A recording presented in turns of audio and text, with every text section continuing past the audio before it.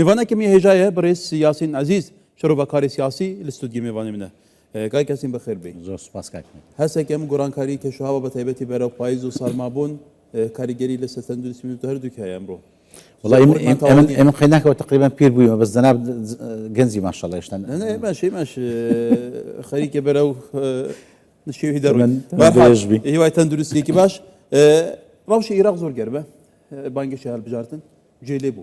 بتريليونان دينار صرف دكيت يعني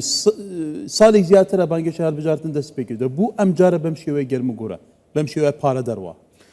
بياني باش كار صلاة لزناب تو بيناراني كردستان بستوسار پێم وایە ئەو جارە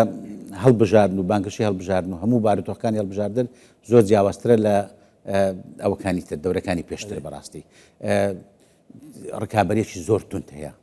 ڕکابەرێکە لەناو خەڵک نییە لەناو لایەنە سیاسیەکان و کەسایەتیە سیاسیەکان هەیە چ لایەنی شیعە و بەتایبەتی لە لایەنە شیعیەکان پاش کشانەوەی سەدر و ڕەوتی سەدر کە ئەم جارە شەرکشاوەیە و دوورە لە بابەتی ڕکابەری سیاسی و ڕکابەری هەڵبژاردن پێم وایە بۆ سەرکردایەتیکردنی شیعە یان پێکهاتەی شیعە یان پێکهاتە سیاسیەکەی شیعە با بڵێن ڕکابەرێکی زۆریە ئەو ڕکابەرێ لە ناو سونە شەر هەیە بەڕاستی بەڵام وەکو باسم کرد لە ناو سونەی تۆزە پێدەچی کەمتربی چونکە سەرکردایەتی ڕەوتی سیاسی بارودۆخی سیاسی لە عێراق زیاتر تا ئێستا لە دەست برادرانی شیعەدایە لانی خۆمان وەکو کورد کەمترە لەوانیکە بەڵام ئەو ڕکابەریە ڕاستە لەناو هەموو پارێزگەکان زۆرە بەڵام لە بەغدا زۆرە چونکە سەرکردا با بڵێن دیارەکانی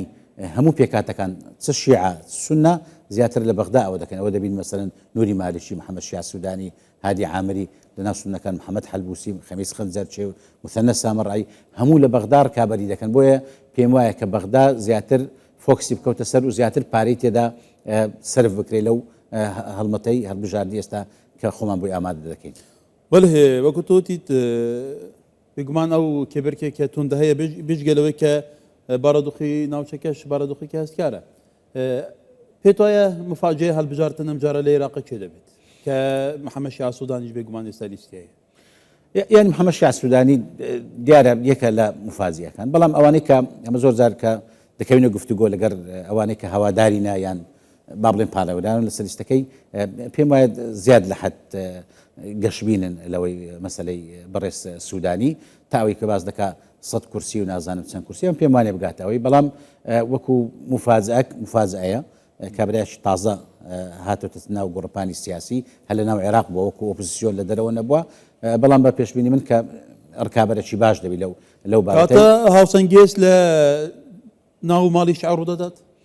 هاوسەنجەکە ئێستا ڕکابەریەکە ناوماڵی شیعە بە تایبەتی پێکاتەی هەواهەنگی شیعە با بڵێن تقریبا دەتوانین بڵێن دابەش بوونە سەر دوو لایەن لایەنی کە ئەوەی کە پاڵپشتی محەممەد شیا سوودانی دەکات لایەنەکەی تر کە پاڵپشتی بەڕێز نوری مالیکی دەکات بەڵام پاش ئەو انتخاباتی پاش ئەو هەڵبژاردنەیە پێم وایە کە لایەنە شیعەکان لێک نزیک دەبنەوە هەر دەگەڕێنەوە سەر ئەو چوارچێوەی کە هەیە بۆی چکە خەڵکێکێ لە پشت ئەو چوارچێوەیە کە هانیان دەدا پەرت و بڵاو نەبن پەرت و بڵاوبوونی شیعە لەوەی دەترسێت کە ئەو دەسەڵاتی ئێستا لە دەستی لە دەستی بچی ئەگەر بێت و دەنگەکانی پەردبی لایەنە سیاسەکانی پەردبی نەبوونی چوارچێوە کە کۆیان بکاتەوە ئەو وارد دەکە کە شیعەکانیان ئەوانەی کە پێیان وایە کە شیعە زۆر پەرتەوازە دەبن وانە پەرتەوازە نابن بەڵام وەکو با بڵێن برا گەورەیان هەیە کە ناهێر ئەو پەرتەوازەیە ڕوو بدە لە ناو لایەن شیعەکان بەڵام ڕکابەرێکە زۆر توندا وەکو باسم کرد بە تایبەتی لە نێوان بەڕێز سوودانی و بەڕێز مالیکی و ئەوانەی کە لە ناو چوارچێوە هەمانجی پاڵپشتیان دەکەن ئەو هەموو پارەیە کە سەرف دەکێت ئەو هەموو ئیمتیازە کە سەرف دەکرێت بۆ کڕینی دەنگ ئەمە بچ دەگەڕێتەوە بۆی دەگەڕێتەوە هێشتا لە عێراقا دیموکراسی نەبووتە پرەنسیب هەموو شتێک بەس لە چارچێوەی هەڵبژاردن نەکۆکراوەتەوە بۆ ئەو سیرعە بەم شێوەیە خۆی گرفتەکە لەوەیە کە عێراق پارێکی زۆری هەیە لایەنە سیاسیەکان ئیمپراتۆریەتی ئابووریان زۆرە بەڵام بەداخەوە ئەو پارە زۆرە دەبین لە کاتی ڕکابەری هەڵبژاردن سەرفی دەکەن بۆ کڕینی دەنگ بۆ ئەوەی وەرگرتنی دەنجی خەڵکی بەڵام ئەوەی کە جێی داخە سەرف ناکرێت لە خزمەت گوزاری یعنی ئەو خەڵکە ئەگەر بێت و بۆ پارێز زۆرە بۆ پارێز زەبەلاحە خزمەت گوزاری پێشکەشکەی پێش ناکە لە کاتی هەڵبژاردن ئەو هەم پارەی بۆ سەرفکەی بەڵام کە ئەوە عقلێتەکە کە عقلێتە سیاسیەکەیە لە عێراق بەداخەوە تا ئێستا وایە کە پێی وایە ڕاستە بەدیلی هەڵبژاردن نیە بەڵام لە ناو هەڵبژاردنیش جۆرە گەندەڵیەکی وا هەیە کە بەو پارێزە بە لە حیان ئێستا کەس نایە بپرسی مەسەلەن ڕاستە کۆمسیۆنی باڵا و چەند دەستگای قەزایی هەیە بەحساب لێپرسینەوە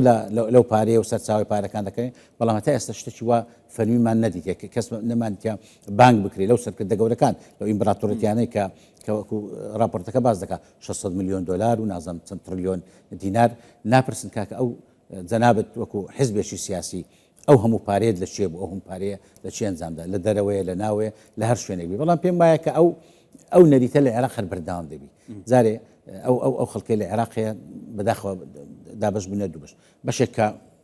زیندیە و ئاگادارە یعنی ئاگاداری خەڵکی عێراق زیاتر بووە جار بە جار خول بۆ خول زیاتر دەبی بەڵام ئەوەیە کە خەڵکێک هەیە لە دوو بەرژەوە دیە حەقی پێدانە سینیان ساد زەیدیان عەمر دەبتەوە بەڵام ئەو باڵێن دەستکەوتانی بەدەستی دەکەوێت لە هەر لایەنێکیان هەر کەسێک دەنجی پێدەن گروپە چەکدارەکان لە چارچەیان هەڵبژاردنەیە ئەتوانن ببناخەوان بلوکێکی بێست لەناو پەرلەمانی عێراق خۆی تا ئێستا ئەو فشارانی کە ئەمریکا دەیکا بۆ ئەوەیە ڕێ بگیرێ لەوەی سەرکردایەتی با بڵێن کاریگەرە شیعەکان باش لەوە تێدەگەن ئەگەر ئەو گروپە چەکدارانە بە تەواوی بهێنرێنە پێش وەکو پێشتر ئەوە ئەمریکا زیاتر لیان عاجز دەبی و زیاتر لیان تووڕە دەبی تونتر دیەکە هەروەکو دەزانین چەند ڕۆژێک پێشتر چەند بڕیارێکتری ئەمریکا دەرچووە و چاوەڕژێکی چەند بڕیاریتکە دەربچێت بۆیە پێم وایە کە لایەنی سەرکردە شیعەکان بە تایبەتی هەمانجی شیعە زۆر ئاگاداری ئەو بابەتن زۆر بە هەستیارانەش مامەڵە دەکەن دایانەوێ نەوعە تەوازونێک هەبی لە نێوان ئەو گروپانە نەک بە یەکزاری دوور بخرێنەوە بەڵام ئەو کاریگەری و دەسەڵاتیشان نەبیکەوە پێشترە بووە چونکە بوونی دەسەڵات و کاریگەری ئەو گروپە چەکدارانە پێم وایە کە وا دەکە کە ئەمریکا زیاتر تەواو دوورکەویتەوە لەو دەسەڵاتە سیاسیە و بیرش لەوەی دەکرێتەوە کەوان باش دەزان کە ئەمریکا بە ئاسانی دەتوانێت ئەو دەسەڵاتە سیاسی یان ئەو سیستەمە سیاسی ئێستا لە عێراقی بگۆڕی یاسین عەزیز شروع بە کاری سیاسی زۆر سپاس زۆر سپاس کاکە